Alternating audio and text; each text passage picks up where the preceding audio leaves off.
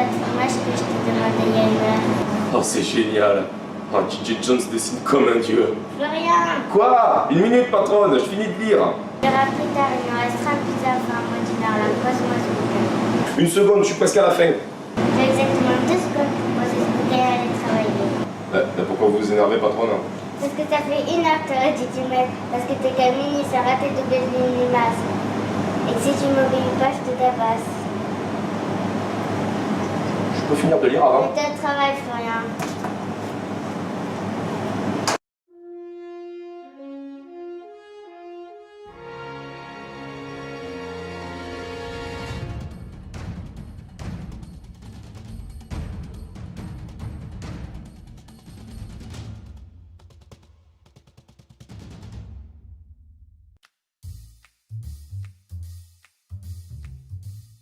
Salut les êtres humains, ici Kirby pour un nouveau numéro de Compagnie Comics et aujourd'hui on s'attaque à Fairy Quest. Ouais, parce que je me suis dit, les comics c'est pas que du sang et de la violence, donc on va parler d'un truc un petit peu plus léger. Fairy Quest est un comics tout public écrit par Paul Jenkins et dessiné par Humberto Ramos.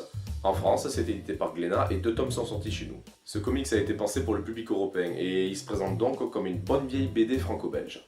L'histoire se déroule au pays des contes de fées, dans lequel les personnages sont lassés de devoir rejouer encore et encore la même histoire. On va donc suivre le petit chaperon rouge et le grand méchant loup qui ont décidé de fuir les griffes de l'infâme comte Grimm et de partir vivre dans un endroit où leur amitié ne serait pas interdite. Ils sont désormais hors la loi, en cavale, et perdus dans une forêt sombre et mystérieuse. Et là tu dois te dire que je me fous de toi qu'un comics peut pas parler d'une histoire toute mignonne avec pour héroïne une petite fille. Eh ben si, de même qu'il y a des BD tout public, des mangas tout public, il y a des comics tout public. C'est typiquement le genre d'histoire que vous pouvez lire à votre gosse pour l'aider à s'endormir. Et là, tu vois, c'est à ce moment-là que le grand méchant loup prit le petit chaperon rouge sur son dos pour échapper au dragon de l'horrible Monsieur Grimm. Bonne nuit, César. Cette BD est tout simplement géniale. C'est bien écrit, c'est drôle, c'est intelligent, c'est bien dessiné. Que demander de plus? C'est un peu l'équivalent de Shrek en comics ou de la véritable histoire du petit chaperon rouge. D'ailleurs, si vous n'avez pas vu la véritable histoire du petit chaperon rouge, je vous le conseille. C'est un peu l'équivalent en comics de Shrek, dans le sens où les auteurs réinterprètent les contes de notre enfance pour raconter quelque chose d'original. On pourrait même voir ça comme une désacralisation des contes de fées. Vous rêviez de voir le petit chaperon rouge poursuivi par des dragons? Vous rêviez de voir un grand méchant loup gentil et protecteur? C'est dedans. Vous rêviez de voir le capitaine Crochet qui chante la Reine des Neiges? Non, ça c'est pas dedans. Mais ça aurait pu. D'ailleurs, en parlant du capitaine Crochet, il faut qu'on s'arrête 2 minutes sur lui. Je n'ai jamais vu le capitaine Crochet aussi badass que dans ce comics.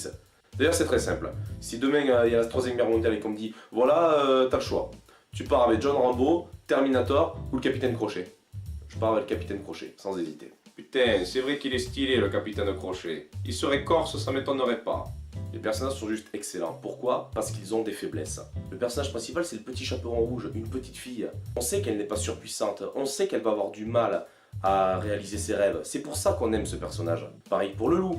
Ça a beau être une créature poilue et méchante, elle reste quand même très protectrice avec le petit chaperon rouge. Fairy Quest, c'est avant tout une histoire d'amitié. Putain, ça veut dire qu'à un moment je vais voir le loup bouffer le petit chaperon rouge. On peut voir dans cette histoire une critique de l'autorité, voire même une critique des contes de fées, dans le sens où on nous raconte toujours et toujours la même chose, et qu'au bout d'un moment ça finit un petit peu par lasser. Ou alors c'est moi qui cherche la petite bête, je sais pas. Paul Jenkins est comme d'habitude excellent, c'est nickel chrome, le scénario est super et les personnages sont attachants. En même temps on parle de Paul Jenkins là, le mec qui a écrit l'excellent Wolverine les origines, un de mes premiers comics. Je pouvais pas rêver mieux pour commencer les comics. Et non, je ne parlerai pas du film, je pense que tout a déjà été dit dessus. Et au dessin, on a Humberto Ramos. Bon alors, je vais être clair d'entrée de jeu, je suis pas fan du tout de ce dessinateur, mais pas du tout. En même temps, je suis pas très fan des styles cartoony. Je trouve que ses premiers travaux sur Spider-Man sont juste catastrophiques.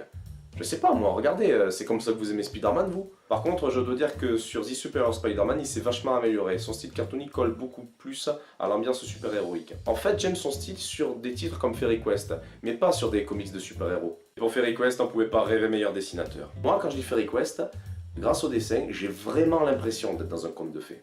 Putain, c'est curieux, mais quand je lis ça, j'ai l'impression de ressentir... putain, comment ça s'appelle? Tu sais, une sensation, là, j'ai une sensation bizarre, là, une espèce de chaleur. Comment on appelle ça? De la joie, tu veux dire? Oui, voilà, c'est ça, oui, je ressens de la joie. J'ai dit tout à l'heure que les auteurs voulaient désacraliser les contes de fées.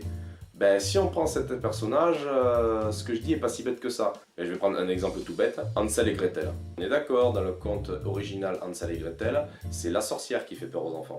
Eh ben là, non, c'est Hansel et Gretel qui font peur à la sorcière, c'est eux qui la dominent. Oh, arrête, putain, des gosses qui dominent une sorcière, t'es dégueulasse. Quoi? Si ce n'est pas encore fait et que vous aimez les contes de fées, lisez Fairy Quest, vous ne le regretterez pas. Je me demande vraiment ce que ça donnerait si je réinterprétais les contes de fées ou les trucs de mon enfance à ma manière.